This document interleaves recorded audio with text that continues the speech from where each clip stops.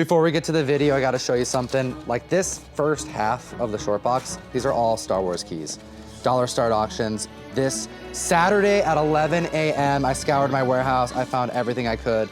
We got a lot of really dope minor keys and major keys, as you can see. First, Boba Fett, and first, Dr. Aphra, and first, everybody else. And everything you see here is gonna be a Dollar Start auction. Click the link, use a $10 credit.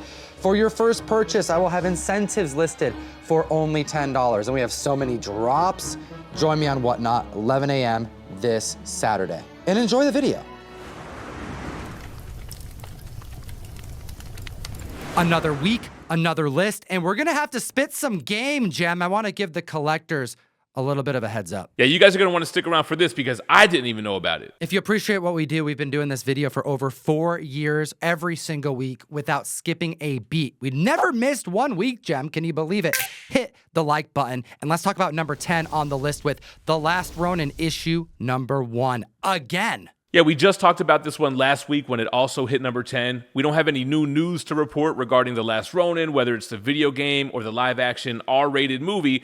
It's more so trickled down leftover sales from the previous week, which we had in mass quantity. We have 3 high-grade yearly high sales to report on. We're about to report on some monster sales, but this book has clearly gone nuclear when you add these sales to the already giant climb this book just reached last week. The 9.6 sold for $200. That's a year high, and that's up 61% when you compare it to the recent 12-month average. The 9.8 sold for a year high of $345, and wait for it, 14 copies sold in the last 7 days, outdoing the recent 12-month average. And then we have the CGC 9.9, and 2 copies outperformed that 12-month average, the highest being $750, which is the year high. Now, the only other news regarding The Last Ronin is the sequel series, The Re-Evolution, which issue 2 just got pushed back to my birthday, June 12th. I'm getting some flashbacks to when Volume 1 was released. Each issue got pushed back so much, driving dealers crazy. Do yourself a solid. I want to try something new, Jem. Do you mind if I change things up a little bit? Go for it. We recently released a Bjorn Barons Re-Evolution number 1, Johnny Desjardins issue number 1. We have a Bjorn issue number 2 on pre-sale. We just released a C2E2 Raphael first appearance of Casey Jones by Johnny Desjardins. And I want to give the viewers of this video only the discount code Hot10 for 25% off. And I will not announce that anywhere. It'll be live for a week. And you, the viewer, are the only ones who are going to know about it. A discount code for Only Turtles books, for Only Turtles fans. Don't tell anybody. This is the only place where you'll hear it. And I bet you didn't know about this next spec. Number 9 on the list, Uncanny X-Men 121, John Byrne goodness. Let's get to the reasons why we think this book is spiking and then blow our community's minds. Yeah, it makes sense. Wolverine is super hot with both X-Men 97 and Deadpool and Wolverine. The Alpha Flight are like the Canadian Avengers. It's Wolverine's hero team. The 5.5 up 24%, 6.0 18%, 7.5 for its year high sold for $139 for an increase of 60%. The 8.5 sold for $128, an increase of 10%. Then we got the CGC 9.4 selling for $252, a 22% increase, and 3 copies outperformed the 12-month average. And then we got the 9.6 coming in at $350, 9% above average. Have you ever been asked about signature value on comic books, Jem? I mean, I feel like the community, especially newcomers, like to get their books signed and have a misconception on the value it brings, especially if they get graded. For the most part, especially obtainable signatures only really increase the value by the cost of the signature. It actually dwindles down your potential pool of customers because not everybody likes signed books. The only time it really comes into play is when you have a key issue with a hard-to-get sig. That's not like a flat rule by all means, but you have to do your research, you know? Some of the harder to find signatures are like Stan Lee or Jack Kirby, etc. But did you know that John Byrne, the living legend, is also on that list? Apparently, John Byrne is notorious for not being a fan of the signed comic books. I don't think he likes the monetary or collectible value that it adds. He's never done a private CGC signing, and he probably never will. This is a creator that has gone out of his way that when he did signings, would refuse to do them in various color ink. It was like black Sharpie, that's all you get, and he would argue with you if you tried to get him to sign in like silver or gold. There was a span from 2004 to 2016 where he just wasn't attending conventions, specifically because he just didn't want to do signings. It wasn't until like 2016 during a Star Trek convention where he offered a signature because he teamed up with William Shatner, and he went out of his way to say, don't bring any Fantastic Four, don't bring any X-Men, I don't want to see it, I refuse to sign them. And what's ironic about that is that if you do happen to have a John Byrne signature, it's probably super valuable. You know I'm a Hellboy collector. Finding an X-Men 21 first Hellboy signed by John Byrne graded is so tough to do because collectors don't sell them. Keep an eye out on John Byrne signatures. You're going to be happy you did. Which brings us back to Alpha Flight, originally created by John Byrne. The MCU is doing the Thunderbolts. It's not out of the realm of possibility that they might jump into Alpha Flight. They got to tell Wolverine's backstory somehow. But does it have to be the Hugh Jackman version? I digress because number 8 on the list, I think we have more time, Jam. House of Secrets 92. We're getting some of the very first updates about the movie that we thought was way closer to being produced than what it actually is. Yeah, it looks like we have a better idea of when to expect this movie. The Hollywood Reporter spoke on director James Mangold that this is really third in line. He's got to finish up A Complete Unknown and then the next Star Wars movie. Complete Unknown is a Bob Dylan biopic. Sounds interesting. And then he's got to work on Star Wars Dawn of the Jedi. These are two really big movies that are going to likely take over a year. We may not see Swamp Thing for quite some time, which is making me feel like these year-high sales that we're about to report on, there's at least one of them, may be a little bit too much to throw money down on, considering how much time we may have. I wouldn't be surprised if this book dropped off the list for the foreseeable future with how much time we have before the film comes out. There are 82 more slabs on the census since we talked about it about 4 months ago. The CGC 3.0 sold for $925. That's 23% higher than the average, and it's the year-high sale. The 3.5 is up 2%, can't keep up with the 3.0, coming in at $770. The 4.5 is up 24%, and the 7.0 is up 16%. If you want to keep up with us and get access to the Hot 10 before we even hit the mic and make the video, do yourself a solid. Download the best comic app in the world. It's called Key Collector Comics. You can use code Tom101 and unlocks a free 2-week subscription of the paid version of the app. Get you access to the trending 20 and so many other categories that's going to up your spec game, and you support what we do.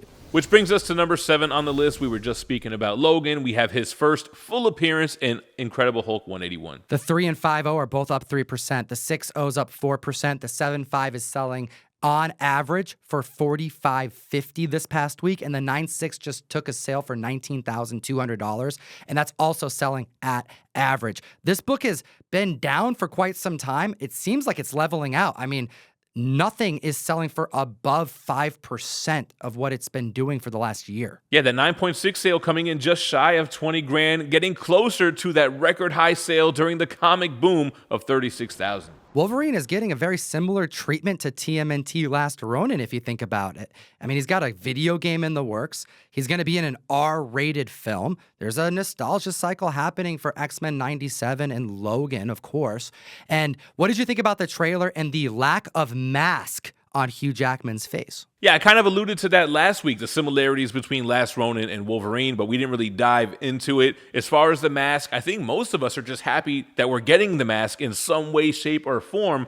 But did you see the trailer with the CGI mask on for the entire time? There was a VFX artist who had nothing to do with the production of this movie who took the trailer as a challenge, shot by shot, and edited in Hugh Jackman wearing the classic Wolverine mask, proving that it's what we hope to see, and we know it's going to happen, even if it's a little brief. I mean, the Hot Topic leak showed a shirt with Hugh Jackman wearing the mask, so we're going to get it. But how much they're going to cover Hugh Jackman's face is yet to be seen. And you know you can't really just go off of the trailer. If you remember Avengers Infinity War, they edited the Hulk into the end scene, which he wasn't even in. That's true. The majority of the film, Bruce Banner was unable to transform into the Hulk, and he was in the Hulkbuster costume at the end. They will deceive us before they spoil the movie. And speaking of spoiling the movie, guess who's back? Dazzler, baby. Number 6 on the list, we have Uncanny X-Men, issue 130, her first appearance. The Newsy 6.5's up 19%, 8.0 Newsy 16%, 8.5 Direct year-high sale. That clocked in at $235 for an increase of 28%. The Newsy 9.0 sold for $300, an increase of 26%. The Direct 9.2 is up 44%, tying the $400 height that was set. And check out the new Taylor Swift spec when it comes to the Dazzler. Her new album, The Tortured Poets Department, has a song called Clara Bow, and in the song she repeatedly uses the word dazzling, which of course collectors are thinking is a reference to the Dazzler. The Newsy 9.4 sold for $475. That's over 40% higher than what it's been going for the last 12 months, and 3 copies outperformed that 12-month average. The Newsy 9.6 is up 8%, and check this out. Someone putting their money where their mouth is. I mean, this right here just sold for $1,700, 8% up. That is pretty much the height this has been going for over the last 12 months. No, I wasn't at C2E2, but I know you were there, Tom. I heard there were a bunch of Taylor Swift variants on the floor. I think this is a variable that we need to begin to apply to the spec on this book. Because, yeah, you have Dazzler potential, Lady Deadpool potential. Put that aside for a second and consider at C2E2 the dozens of Taylor Swift tidal wave, that's the biography comic books that are being released, the variants of Taylor Swift as characters that are like low-key okay to do because it's a biography comic book, but it's not like produced by Taylor Swift's team. Well, flooding the market, and they're doing quite well. And comic collectors are at shows, they're on eBay, they're purchasing these books, and I think there's a part of that collectible interest that's bleeding into the Dazzler spec, causing Uncanny X-Men 130 to stay on the radar of investors more than they would otherwise. Because this is a very risky buy. There's absolutely no news about this actually happening. Yeah, you would think with all these sales that we finally had an official announcement, but it's still just little teases and rumors here or there. It has been 6 weeks since Dazzler has made the Hot 10, though. Moving on to number 5, and with good reason, we have Avengers Annual 10, the first appearance of Rogue. First cover appearance of Mystique, Todd McFarlane's favorite comic book for good reason. And after the last episode, not the new one this week, but last week's, post the demise of Gambit, Rogue going full anti-hero? Man, her fight scenes were so epic. I mentioned this in a video on my channel when we talked about the Sideshow Rogue and Gambit diorama. She was fighting like Superman, going crazy fast, doing somersault dive kicks, and like Tom said, man, she's willing to do whatever she's got to do to avenge her love. Finally putting some respect on Rogue's name because this book is down by 75%. People are peeping how cheap Avengers 10 is going for and saying, I got to add it to my PC. The newsstand 7.0 is up 13%. The 8.0, 17%. 8.5, 5%. The 9.0 just had its year-high sale at $138. This book is so affordable. Yeah, the 9.2 sold for $140, which is 18% above average. The 9.4 is up 6%, so was the 9.6. And the 9.8 just sold for $735, which is 7% above average. Down from its heights of $2,500. Take a look at this comic book. If you have one raw, you're going to do yourself a solid. That first page spread, never forget it. Spider-Woman swinging down, saving someone who was pushed off the Golden Gate Bridge. The Chapter 2 shot of Captain America is legendary. Read this comic. Consider collecting this comic. And if you're looking to invest in it, it hasn't gotten cheaper in quite some time. And where we have Rogue and the X-Men, you know Sinister isn't too far behind. And what's going on with Heritage Auctions? People be overpaying over there. Number 4 on the list is Uncanny X-Men 221, the first appearance of Mr. Sinister. Peep key collector for all the sales. There's quite a lot because of X-Men 97. There's also MCU live action spec. I think the focus on Bastion is making people feel like Mr. Sinister is less of the antagonist we thought he was going to be in this show, leaving us to believe that maybe they're going to be utilizing him more on the big screen.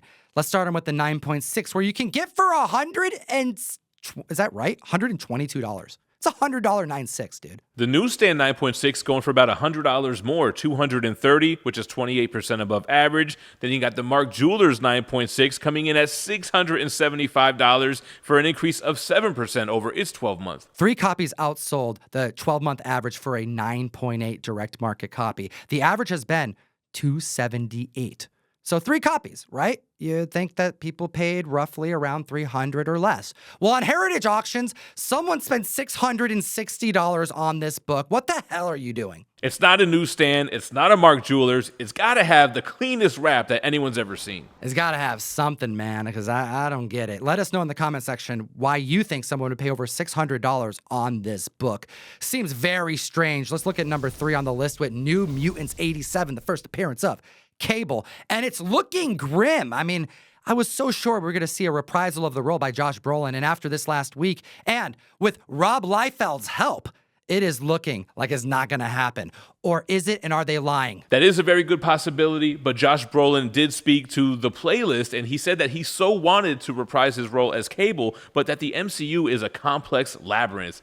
Do you think he's telling the truth or not? A complex labyrinth? What does that even mean? I mean, he's portrayed more characters than Cable. Don't forget, he is Thanos, so he may be mixing these two in to kind of delude the question because he doesn't want to give a full answer. But then look at Rob Liefeld retweeting this post and seemingly confirming that he's not in the movie. Yeah, Liefeld's reaction on Twitter makes it seem like Josh Brolin's telling the truth. He's saying that it breaks his heart every single time. He loves Brolin as the character and that he believes we'll see him reprise his role as Cable in a Marvel film in the future. The 7.0 just clocked in its year-high sale at $95. The 7.5 sold for $100, clocking in another year-high sale.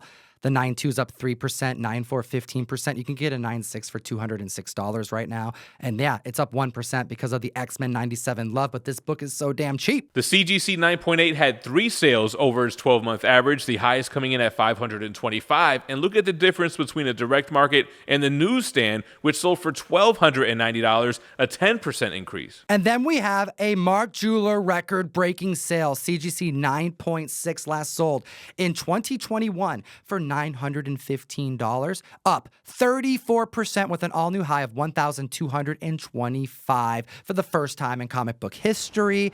And the next book on the list, I think, has major ramifications on Wolverine Deadpool spec. Let's get into it. Wolverine #1. Can you believe it?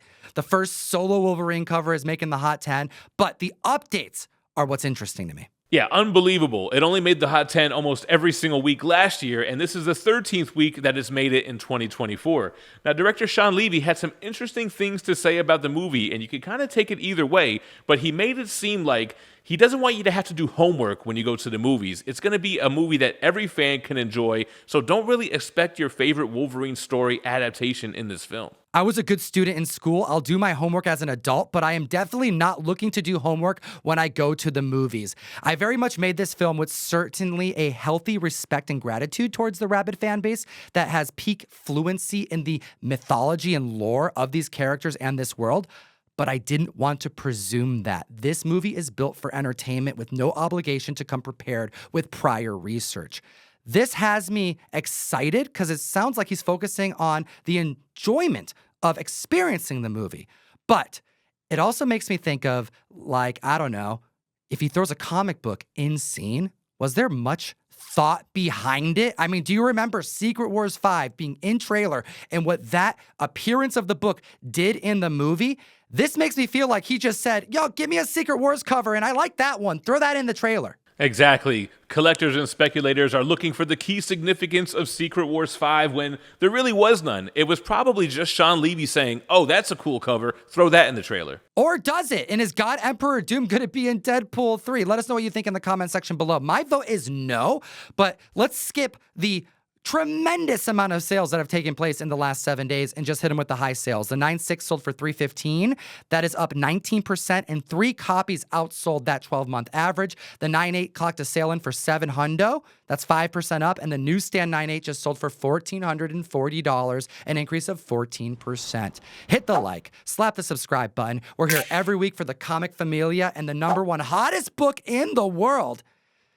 Damn it, no one's listening to me, Jem. It's New Mutants 98. I told them to slow down, and they said, screw you, Tom. They don't listen, Tom, but can you blame them? It's the only MCU movie slated for this year. It's Deadpool's first appearance in New Mutants 98. Peep all the sales on Key Collector, literally between 6.0 and 9.8. There is a sale above the recent 12-month average. We're going to hit you with the 9.6 selling for $745, an increase of 39%, and that is a year high. The newsstand 9.6 also had a year high, clocking in a sale at $840, which is 17% above its 12-month average. And then we've got the direct market 9.8. 3 copies outperformed the 12-month average this week, the highest coming in at $1,500, which is a 7% increase over its 12-month average. The last sale reported on GPA was for $1,384. This book has been hovering around the $1,200 marker for 12 months because the census has exploded while demand has has been high, leveling out the book. I think post-movie, this book is going to drop, comic fam. But you're not listening, so clearly I may be in the wrong. I want to know your thoughts in the comment section below. And did you hear about the Michael B. Jordan news? Yeah, he shared the Deadpool and Wolverine trailer to his Instagram story. Now, why would he do that? He did play Killmonger in The Black Panther and Wakanda Forever, and he also played the Human Torch in Fantastic Four. How do you say that name? You know, the Fantastic Four movie everyone wants to forget. I mean, it was atrocious, but I did like the horror aspect of that narrative. You know, a lot of body horror in that movie. And it is a very tragic story about the first Marvel family. I digress. We're going to see a reprisal of so many Fox characters. But which Fox characters? There is no telling. Let us know what you think in the comment section below. And, as always, geek responsibly and stay minty fresh. Enough said.